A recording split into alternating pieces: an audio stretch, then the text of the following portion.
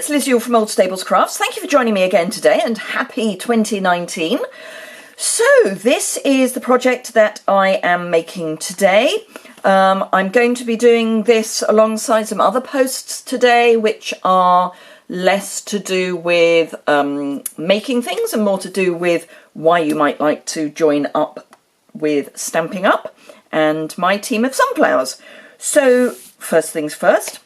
This is the project we're making today. It's a little box, it's a little thank you gift. This is the time of year where there tend to be lots of drinks parties and things like that.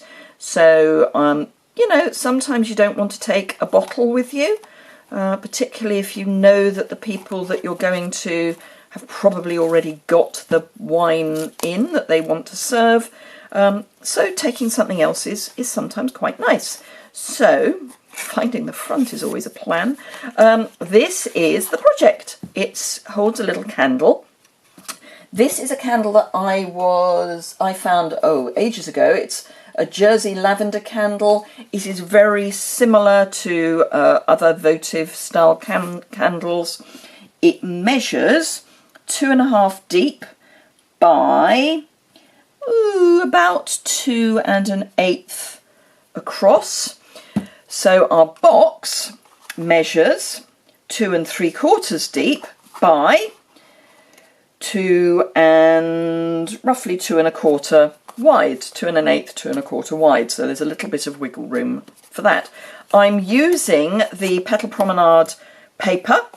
This version I've used Highland Heather, and I'm going to use exactly the same paper, but I'm going to use fresh fig because it just shows how using similar but different supplies can make a big difference to your project. So let's get started. Fresh fig, and this is cut at 9 inches by 7 5/8 inches. And this is a scoreboard project. Can you see the scoreboard? Yes, you can. Marvellous. Always a good plan. Right, okay, my lovely take-a-pick tool, which I'm so pleased I got. So on the long side, which is going to be the bit that goes round the box, we are going to score at, let me just make sure I've got my measurements here, 2 1/8. And then we're going to add 2 1/8 to everything. So the next one is 4 1/4, 6 3/8, and 8 1/2. And then that leaves us with our 1/2 inch to have our seam. Then turn your card. It doesn't matter which way round you do it. It would just be decided which is the top and which is the bottom at this point. So we are going to score at 5/8 of an inch, 2 3/4 inches, and I'm just going to check that because we want it 2 1/8 further in. So what I do is I go, we've done at 5/8, so 1 inch would be at 5/8, 1 5/8, 2 would be 2 5/8, and then I want an extra 1/8, so 2 3/4. It's, you know, simple as that. And then 5 1/2. So 5 1/2. And then that is our base. So, simple, simple. The measurements, needless to say, will be on my blog post, which is linked in the description bar below this video. So, having done all of that, we are going to burnish our score lines. So I hope you've all had a marvellous Christmas and New Year break. It's now back to, you know, the realities of life. So back to work. So I will be back to work just like the rest of you. I have my last paid work day on the 7th of January. And then I am in early retirement mode again. Tried it about 2 years ago. Failed, was asked back to a former employer to help them out for 6 months, and here I am 14 months later, still there. Right, okay, so it's going to wrap round like that. So this is going to be our back, this is going to be our flap. So the first thing I'm going to want to do is, actually I'll do it this way up, I think it's easier. This is going to be my flap. So I'm going to cut down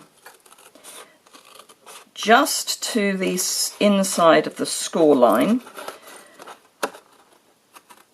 to there, and again just to the inside of the score line on this side, and then this we're going to cut away, and the little bit at the bottom we're going to cut away.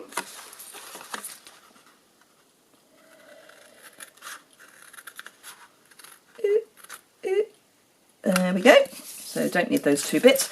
Now, this is going to be one of those flaps that goes on the inside.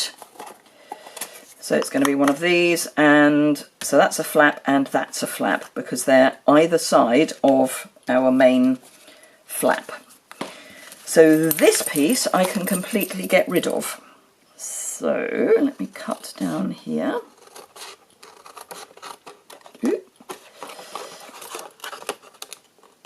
Cut down there, cut down here.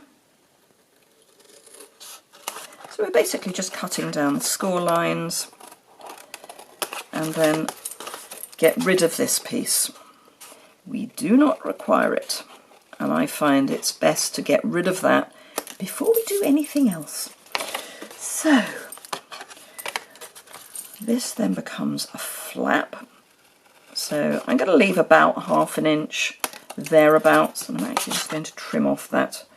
I will be coming back and rounding the corners, but that was just not quite square. So again, about 1/2 inch. It's not a big deal, but that sort of size. Now you may want to hang on to the piece, this piece, because that will be useful later. The other two, not so much. Then all we're going to do is cut up. And I do like to cut up straight on one and then just wedge out a bit on the next one. So straight up its opposite number and just wedge out very slightly. It just means it's an easier seal. And again, straight up. And really all I'm doing is taking out the score line. It just looks a bit neater when you do that. So again, we're going to wedge there just a tiny weeny bit, and I mean, you know, we're looking at tiny bits. So wedged, wedge, straight, straight.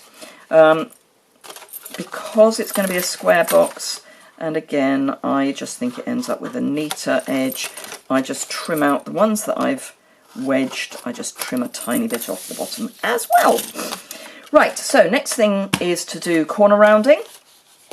So we do end up having to do a little bit of folding before we do this, but all we're doing is going to round, and this is with our trio punch, round the corners of our flap, and then this is where we have to tuck that in so that we've got a straight edge here. It does fit quite neatly, and then you can round it, and again just fold that and round, fold, round, and then that is just a straight round, and then get rid of those little bits. Now I have already cut the pieces of paper that I need, so we have got 4 pieces that are cut at 2 by 2 5/8, and I'm just trying to find, there it is, can't see it for looking. So we've got 4 pieces at 2 by 2 5/8 and 1 piece that is cut at 2 by 2. That will go on our flap and the others will just go round. What I do is I cut 2-inch strips and then just cut them to size, preferably without adding a bit of fluff. So yes, I then just cut the 2-inch strip to the required size. It's slightly longer than 12 inches, unfortunately. I did try, but sorry, you are going to need slightly more than just 1 2-inch strip. I actually had some leftover pieces, and it's a great way of using up little leftover pieces. And I actually cut them, because I cut them from a long strip, it meant that they're not in a pattern, as in, you know, you can't line the pattern up going around the box, which actually kind of makes it easier, because you're going to end up with one piece that isn't going to match anyway. And I'm really just waffling now. I'm filming this on New Year's Day, and I wouldn't say I'm hungover. We probably had a little bit too much to drink last night, so my brain's not quite as good as it should be, but it's okay. But we are a little fuzzy, shall we say, this morning. Right, last piece, and then we can pop the box together, and then it's just a question of decorating. So,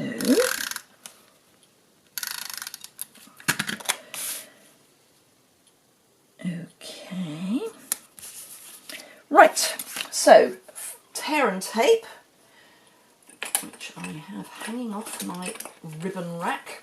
So tear and tape, really nice strong adhesive, really good for making boxes. You can use it for all sorts of things, but it's very good for boxes because it is a good, solid, strong tape. So we want a piece there, and then we'll get that sorted out, and then we can do the bits for the base.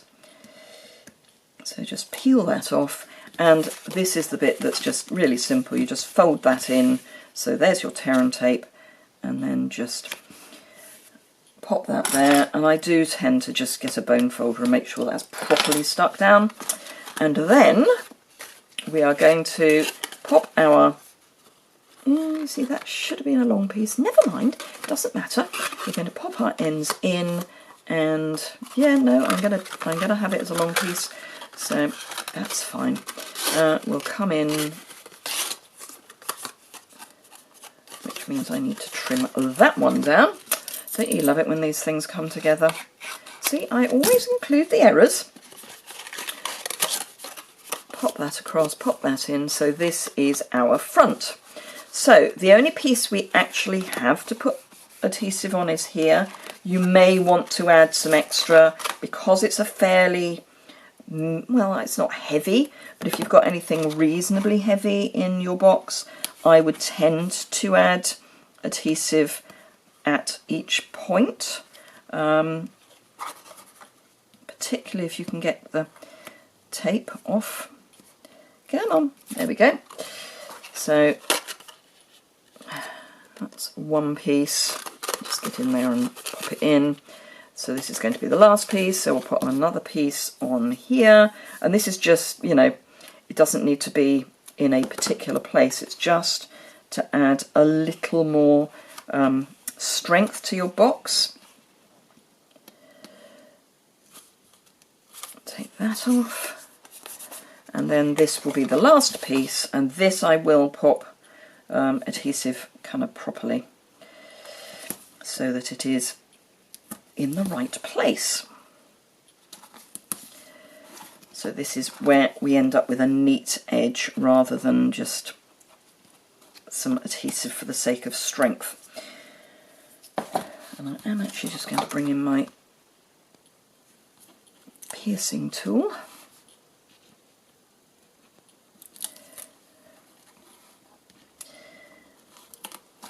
Okay, where are we time-wise? 14 minutes, that's a bit long, isn't it? Right, so that's that. Then the candle goes in, and as you can see, it fits beautifully. Having said that, I'm going to take it out because the version that I'm gifting is the Highland Heather version. So I will just wrap this ready for photography. So this was the piece that we cut off, the bit that wasn't a flap, and I'm using the punch box from the annual catalogue, the stamp set from that, which I know I've got on my desk. I've buried it. Where have I buried it? We're using the thanks stamp, but I wanted to show you the other stamps. how could I, there it is, it's underneath the baker's twine. So we've got thanks, hello, thinking of you, congratulations, rock star, best wishes, happy birthday, friend. Now, this is a thank you gift, so we're going to go thanks. Now, this doesn't actually fully fit the punch. If you see here, we've punched it off. So I am going to ink up with fresh fig and go tone on tone. And I'm going to try and get this straight, because I'm then going to cut this down to be the base of my tag. But before I do that, while I'm inking, I'm going to stamp the one that will be punched out and close that up, and I'm going to just add a little bit of Wink of Stella and drag some of the colour from the flower so that it's kind of pale pale fresh fig, and you can get a nice ombre, but it just adds a little bit of something. And I'm just adding it to this top section here. I'm not bothering with the leaves. They don't need the Wink of Stella. I mean, nothing needs the Wink of Stella. It's just quite a nice little addition. Pop that to one side to clean. Whilst that's drying, before I punch it, I will bring in my trimmer. And then all I'm going to do is, I'm actually going to start on that side, purely because it's got the largest bit that comes off. So that is where I want to cut. So I've literally trimmed it, can you see? I've literally trimmed it to the edge of the stamped piece, and then I can come round and be about the same distance from that dotted line on each side, which is a lot easier, I have to say, when the lights aren't fully on, because then I can see through my trimmer. However, let's just line it up reasonably. And the last one.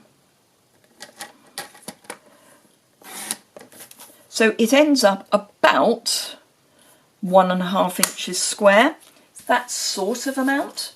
And then I'm going to grab a piece of baker's twine, just white baker's twine, and with my bone folder straighten out these kinks, which are annoying otherwise. So just run it through your bone folder and it gets rid of the obvious corners. And then I'm just going to tie that in a knot, because that will then be the loop for adding the tag to our ribbon. Trim that so it's a nice small knot, and then grab dimensionals.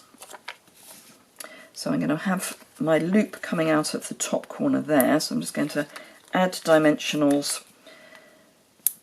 I only need 2, you really only need 1, but it's because I'm going to be using it as a loop. I'm putting in 2 because I want the loop to come from the corner rather than from the middle. I quite like that dimensional backer to come off. There we go. And then if I grab our punch, I can come in with the punch. Punch that out now that the Wink of Stella is dry. Add my loop of baker's twine there. And then this, if I can pick it up, I'm just going to line up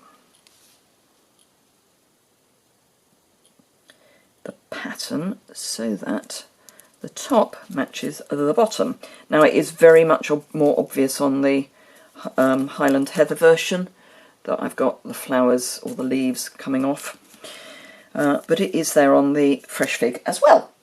So I'm using our ruffled ribbon. What do we call this? Mini ruffled ribbon, and this is in fresh fig, so it's going to be absolutely tone on tone. So that should be enough for a bow. Actually, that's probably more than enough for a bow. There we go. around the base and kind of that much. Let's pop that under there and then you get your knot in a better position.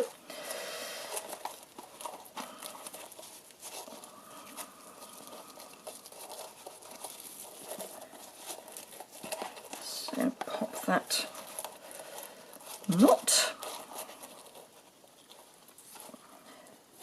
Good. Pop your tag on, so it's now going to be trapped in the last bit of your bow.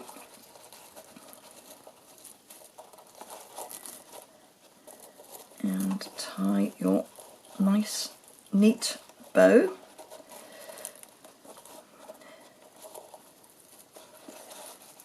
like that.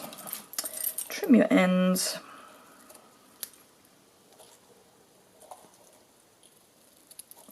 And you're done. So there you are. There's our fresh fig version. And oops, let's pop that there. And this is the Highland Heather version, which obviously will have this is the polka dot tulle ribbon, so that will have that on. But as you see, the same designer series paper, the same stamp, just a different colour card. Both of them go with what we've made, but a really different look. So thank you very much indeed for watching. I hope you've enjoyed that.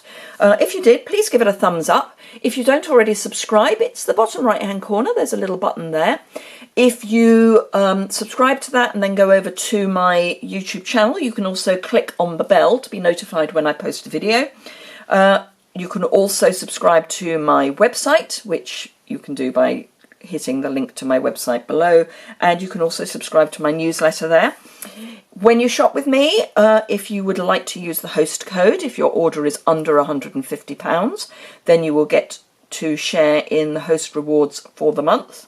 I put them all together, put all the orders together, and then whatever is accumulated will be divided between everybody who shops with me in that month, and then I just decide what to send out. And it's always product, it's always something that I think would be useful, or something you may not have otherwise thought about ordering, or something like that. So I did the Simply Chamois a couple of months ago. Haven't quite decided what's going to be the December gift yet.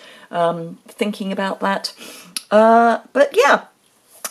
If you shop with me, whether you use the host code or not, you always get a thank you card and you always get a small thank you gift, regardless of the size of your order and whether you use the host code or not. But if you use the host code, you get to share in the host rewards, and also you get to earn sunflower rewards. And when you have 10 sunflower rewards, you get to order free product of your choice. Thank you very much indeed for joining me today, and I hope to hear from you. If you've got any questions or comments, in the comments below, and I hope to see you again very soon. Have a fantastic 2019. All the best. Bye!